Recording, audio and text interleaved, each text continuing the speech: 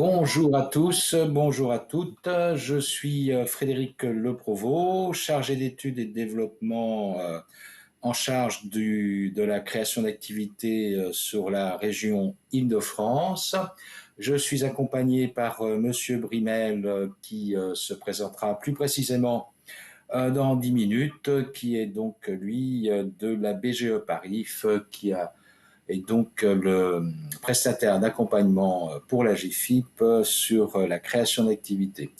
Donc la GFIP, je ne vous la présente pas, j'imagine que vous la connaissez, c'est l'association pour la gestion du fonds pour l'insertion des personnes handicapées, et parmi les diverses aides ou dispositifs ou services qu'elle propose, il existe évidemment l'aide et l'accompagnement à la création d'activités.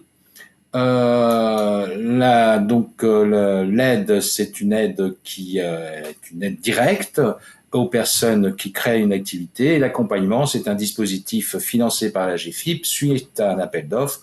Donc la GFIP choisit les prestataires qui accompagnent les bénéficiaires de la loi pour leur création d'activité.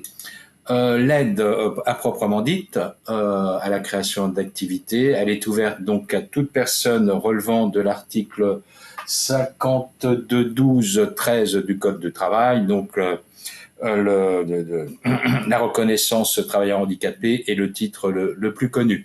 Alors évidemment, les aides de la GFIP sont ouvertes et la création d'activités sont ouvertes aux personnes titulaires de la reconnaissance travailleur handicapé ou en voie de l'aide, donc c'est-à-dire qui ont fait une demande de reconnaissance personnes handicapées et qui n'ont pas encore la réponse. Alors, qui peut bénéficier de l'aide à la création d'activité? Toute personne donc relevant de cet article du Code de travail, qu'elle soit demandeur d'emploi ou salarié en CDD ou en CDI ou démissionnaire, avec effectivement l'objectif que la création d'activité devienne l'activité principale et pas simplement une activité secondaire pour arrondir son salaire. Donc l'aide est forfaitaire, elle est de 5 000 euros. Elle est financée sur un plan de financement minimum, un plan de financement minimum de 7 500 euros. Ça veut dire que le bénéficiaire doit apporter un apport personnel de 1 500 euros et un autofinancement de 1 000 euros par des prêts personnels ou prêts familiaux ou autres. Elle doit devenir, c'est les conditions d'éligibilité, elle doit avoir donc 1 000 euros d'autofinancement, 1 500 euros d'apport personnel. Elle doit avoir au moins 50% si ça le mérite départ de l'entreprise, si c'est une SA, une SARL, ou en tout cas être dirigeant de l'entreprise qu'elle va créer. Voilà, il y a des formulaires qui sont, à remplir, mais ces formulaires sont effectivement remplis par l'accompagnateur, qui est donc là, en l'occurrence, la BGE Paris. Donc voilà, qui va donc vous décrire l'aide plus précisément. Il faut savoir que vous pouvez déposer un dossier directement à la GFIP, mais bien souvent, nous allons vous réorienter vers votre Cap Emploi ou Pôle Emploi ou Mission Locale. Donc Cap Emploi, Mission Locale ou Pôle Emploi sont les prescripteurs, c'est-à-dire que c'est eux qui vous orienteront vers notre prestataire accompagnement après avoir vérifié que votre projet est sérieux, c'est-à-dire après avoir vérifié que vous avez les prérequis de formation, le minimum d'expérience, les formations obligatoires, etc., une connaissance minimale de comptable, etc. Donc ça, c'est le Cap Emploi, le Pôle Emploi ou la mission locale pour les plus jeunes, vers qui vous allez aller si vous avez un début de projet et qui vont vérifier que vous avez les prérequis. Et après, ils vous orienteront, alors c'est un peu compliqué, peut-être un peu en détail, on ne va pas rentrer là-dedans, mais vers vos dispositifs régionaux de droit commun. En Ile-de-France, par exemple, ça sera Entrepreneur Leader et le parcours sera terminé par l'accompagnement AGFIP. Voilà, où vous orientez directement, si nécessaire, vers le prestataire AGFIP. Donc, ce prestataire va, lui, vérifier la viabilité de votre projet, vous aider, vous accompagner pour vous rendre autonome et vous indiquer les démarches à suivre, mais il ne fera pas les démarches à votre place. Il vous indiquera les démarches à suivre et vous rendre autonome dans votre projet. Voilà, j'en suis à 5 minutes, donc c'est record. Je crois n'avoir rien oublié. Si j'ai oublié, je vous le dirai en conclusion. Je passerai donc maintenant la parole à Monsieur Brimel de la BGE Paris qui va vous expliquer en détail ce qu'est un accompagnement, donc financé, c'est gratuit pour vous, financé par la GFIP, choisi par la GFIP. Ce sont des professionnels qui travaillent maintenant depuis 20 ans avec la GFIP. Ben voilà, Monsieur Brimel, je vous passe la parole. Merci, Monsieur le Provost. Donc, Christophe Brimel, conseiller et responsable adjoint pour le territoire de Seine-et-Marne et d'Essonne pour la BGE Parif. Voilà, la BGE Parif, c'est une structure d'accompagnement, de conseil et de formation sous forme associative et on existe depuis 40 ans, même un petit peu plus. Voilà. Alors effectivement, nous on va surtout faire de l'accompagnement, c'est-à-dire en fait on va vous aider à vérifier la faisabilité et la rentabilité de votre projet de création d'entreprise, bien indépendant de toute aide financière dans un premier temps. Hein. Il s'agit de vérifier effectivement cette faisabilité et cette rentabilité et non pas de faire un dossier de demande d'aide de subvention comme ça automatiquement, loin de là. Tout simplement parce que si vous envoyez un petit peu dans le mur, si vous n'avez pas pris quelques précautions et si vous n'avez pas vérifié cette histoire de faisabilité et de rentabilité. Alors, ça va commencer par vérifier l'adéquation individu-projet et individu-handicap. Effectivement, c'est toujours compliqué de se reconvertir lorsqu'on a des soucis de santé. Et il ne s'agit pas de se reconvertir dans une activité qui serait encore davantage nuisible pour les soucis de santé que vous pouvez avoir. C'est aussi vérifier effectivement si vous répondez aux réglementations de certains métiers. C'est vérifier si vous avez un petit peu regardé ce que c'était que le savoir vendre, le savoir gérer, puisque ça, ce sont les casquettes du chef d'entreprise. Maîtriser son métier, c'est pas suffisant pour passer à l'étape chef d'entreprise. On doit impérativement maîtriser tout ce qui va être vente et tout ce qui va être vente communication, je dirais, et tout ce qui va être effectivement gestion au sens large. Voilà. Et la gestion, moi j'aime bien dire, c'est prévoir. Donc c'est anticiper et donc c'est aussi se créer des outils sur ce sujet. C'est aussi regarder si il n'y a pas des besoins de compensation par rapport aux soucis de santé pour pouvoir créer cette entreprise. Voilà. Ensuite, c'est travailler sur les études.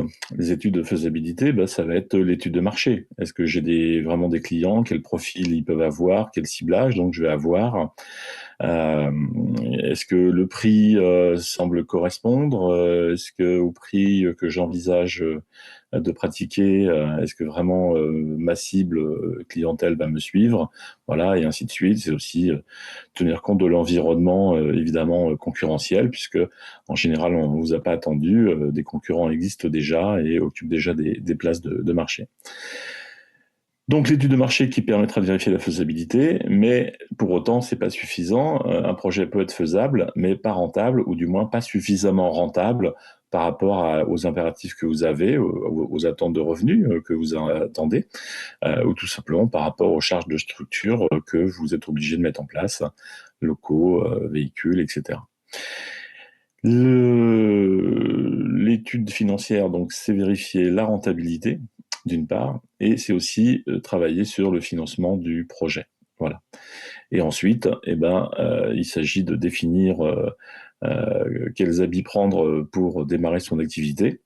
Une fois qu'on a vérifié la faisabilité par l'étude de marché, une fois qu'on a vérifié la rentabilité et le financement par l'étude financière, on va déterminer les habits qui vont bien. Donc, est-ce que je pars en micro-entreprise? Est-ce que je pars en SARL, en EURL, en SASU? Est-ce que je serai salarié ou non salarié en termes de protection sociale?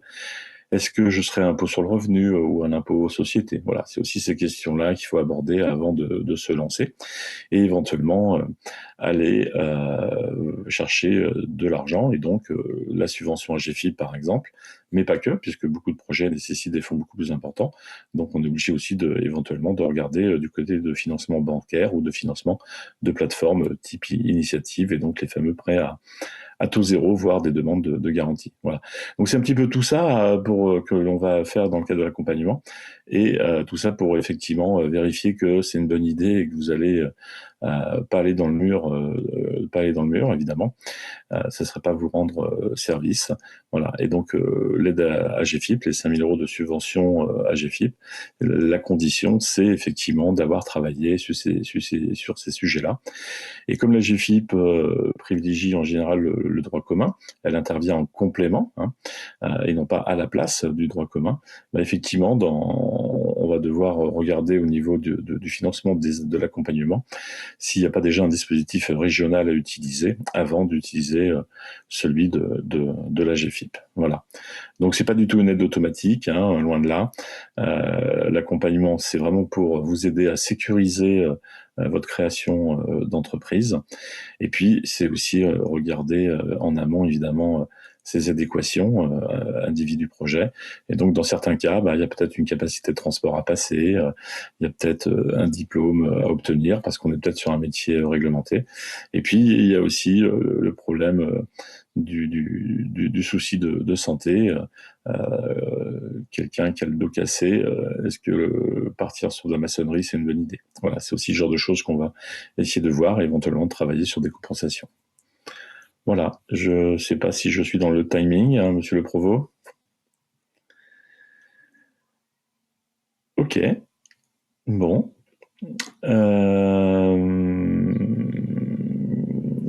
Monsieur le Provost? Oui, je suis là. Donc, je vais repréciser certaines choses de ce que j'ai dit, comme ça, si j'étais un peu rapide, ça permettra. Voilà.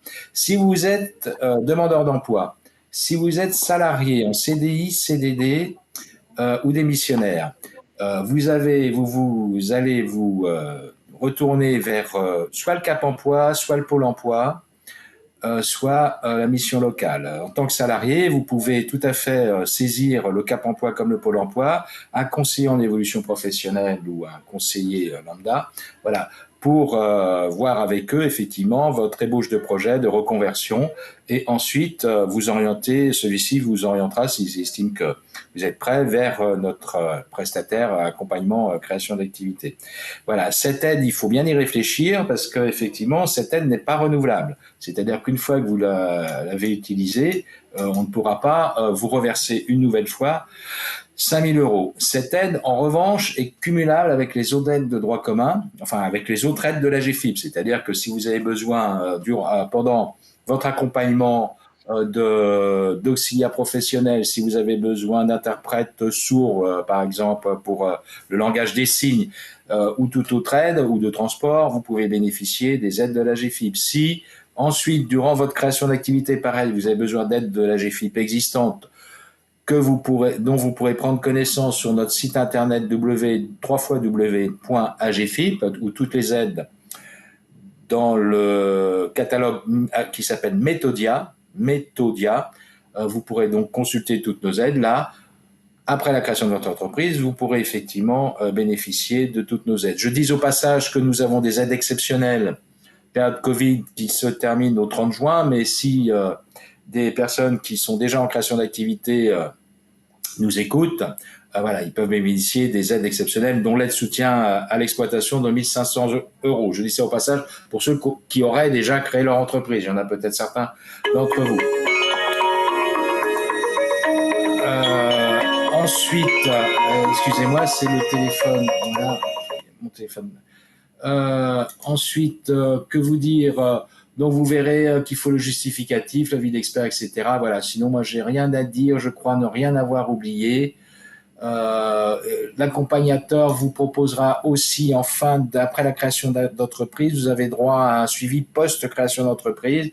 C'est-à-dire qu'une fois que vous aurez créé votre entreprise, vous aurez droit à avoir un suivi une fois que vous aurez créé votre entreprise, au démarrage de l'entreprise, et ensuite, au cas où vous auriez des interrogations, des informations complémentaires à avoir, le prestataire pourra vous accompagner pour consolider, sécuriser votre création d'entreprise. Voilà, je crois n'avoir rien oublié. Donc, nous sommes dans les temps, nous sommes à 15 minutes. Si Monsieur Brimel veut reprendre la parole pour préciser d'autres informations.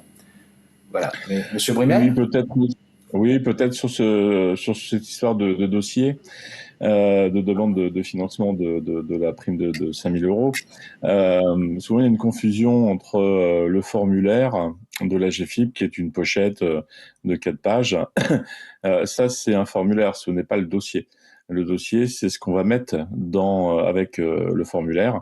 Donc, ça sera les résultats de l'étude de marché, ça sera l'étude financière, tous les tableaux qui vont bien, et ce sera les projets de statut avec les justificatifs, évidemment, les justificatifs administratifs classiques, comme tout ce qui est carte d'identité, etc. Voilà. Donc, bien faire attention. Hein, le dossier, je dirais que c'est le même, finalement, que l'on pourrait envoyer auprès d'une banque. Voilà.